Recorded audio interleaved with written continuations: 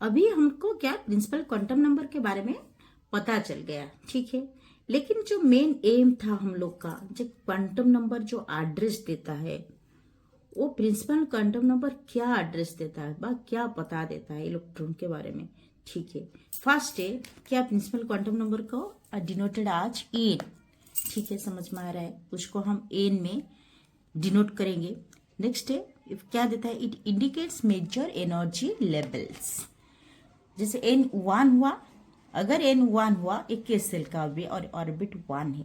अगर N2 हुआ एक कहाँ पे रहेगा ना, एल सेल में रहेगा और ऑर्बिट 2 में रहेगा। अगर N इक्वल्स टू 3 हुआ वो कहाँ पे रहेगा ना, M सेल में रहेगा, ऑर्बिट 3 में रहेगा, ठीक है। ये वाला पता चल जाता है according to the number of principal quantum numbers 1 2 3, then which shell it denotes, then it can be denoted by principal quantum numbers, ठीक है। इज इट ओके, आप लोग को समझ में आ रहा है। सेकेंड क्या दिया है ना, it indicates average distance from the nucleus, ठीक है। जैसे ए वाला है, जैसे हम पिछले वीडियो में समझाए थे, आर एन है रेडियस जे ऑर्बिट से और न्यूक्लियस ऑर्बिट में कितना डिफरेंस है, ठीक है। तो N square H square by 4πme square, ठीक है। ये वाला है डिस्टेंस एन के। देखो यहाँ पे क्या लिखा है, एन स्क्वायर लिखा है। अगर एन का वैल्यू 1 हुआ वो नियरेस्ट टू द न्यूक्लियस रहा। अगर एन का वैल्यू 2 रहा तो वो थोड़ा सा 1 से दूर में रहा। एन का वैल्यू जितना एन का वैल्यू इंक्रीज होता है उतना डिस्टेंस वो इलेक्ट्रॉन का उतना डिस्टेंस न्यूक्लियस से होता है, ठीक है। समझ में आ रहा है। एन का वैल्यू जितना इंक्रीज होगा उतना ही उसका डिस्टेंस न्यूक्लियस से होगा, समझ में आ रहा है, ठीक है। नेक्स्ट पॉइंट क्या है ना, n also determines. Next point 3 point में क्या है ना, वो क्या देता है, n also determines the energy of the electron in n orbit. Hydrogen like particle Cn equals to -2π square m square z square by n square h square, ठीक है। n फिर यहाँ पे n आ गया। अगर n का वैल्यू 1 होता है, जैसे हम पिछले वीडियो में समझाए थे, ठीक है।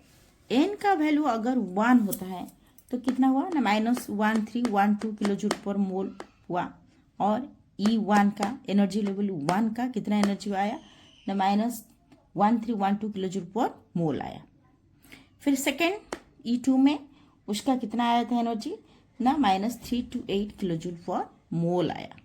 तो with increase in the principal quantum number क्या होता है ना, एनर्जी लेवल इंक्रीजेस, ठीक है।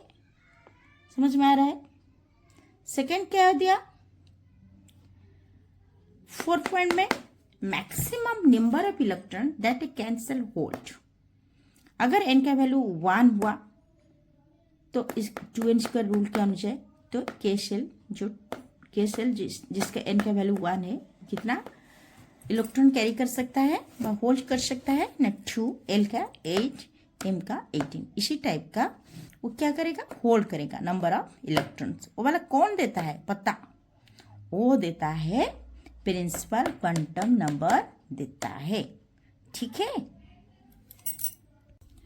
नेक्स्ट 5 में क्या है, the value of n for a shell is equal to the number of subshell present in that shell. समझ में आ रहा है क्या है ना, अगर एन का वैल्यू 1 हुआ तो कितना सबसेल है उसका, 1 सबसेल, बोलिए एस। समझ में आ रहा है। अगर एन का वैल्यू 2 हुआ तो उसका कितना सबसेल है, एस है और पी है, दोनों 2 से सबसेल है। अगर एन का वैल्यू 3 हुआ उसका कितना सबसेल है, एस पी डी। उसी टाइप का सबसेल इंक्रीज होता है। जैसे देखिए एन का वैल्यू 2 होने से 2 सबसेल्स, एन का वैल्यू 3 होने से 3 सबसेल्स और एन का वैल्यू 1 होने से ओनली 1 सबसेल्स। तो मालूम पड़ गया कैसे अता पता देता है प्रिंसिपल क्वांटम नंबर, ठीक है। वो प्रिंसिपल है। प्रिंसिपल आप लोग जैसे कॉलेज में जाते हैं, प्रिंसिपल को मीट करते हैं तो वो क्या बोलता है, डिटेल एड्रेस, जैसे आपको क्लास में 11 जाना है, कहाँ पे है, उनको सब कुछ मालूम रहता है।